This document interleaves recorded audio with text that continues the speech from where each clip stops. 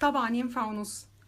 اللي عايز يخس وكمان يكون بصحة جيدة احسن من الدايت في الايام العادية يعمل دايت في رمضان. تعالى اقول لكم ليه وازاي.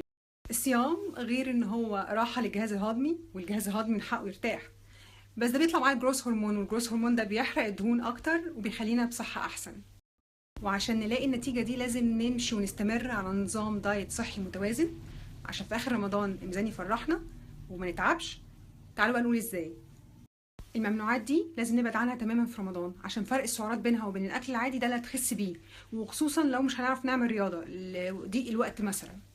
تعالوا بقول لكم شكل الدايت وفكرته عامله ازاي في رمضان عشان كل واحد فيكم ياخد الفكره دي ويظبطها على مقاسه، عشان على اخر رمضان كل اللي عايز يخس يكون ان شاء الله خاسس.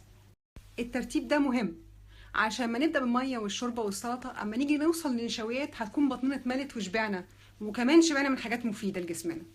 واللي اضطر او نفسه ياكل الحاجات دي حاجات سعراتها الحراريه عاليه، يشيل بقى الرز والمكرونه والعيش وياكل الحاجات دي بالكميات دي مره او مرتين في الاسبوع.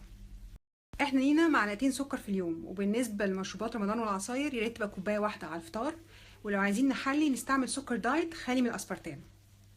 دي اوبشنز للسناك من الفطار للسحور.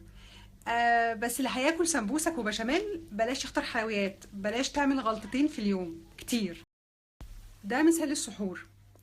عايز بس اقول حاجه، الناس اللي بتنام طول النهار في رمضان بتصحى على المغرب ممكن يشيلوا العيش عشان يخسوا اسرع، انما الناس اللي بتشتغل لا، لازم تخلي العيش.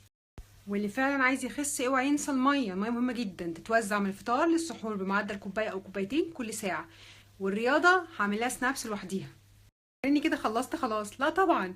وما في وجبه فري، لازم تاخدوا وجبه فري مره في الاسبوع، وممكن تظبطوها على وقت عزومه وترجعوا بعديها على دايت ممتاز.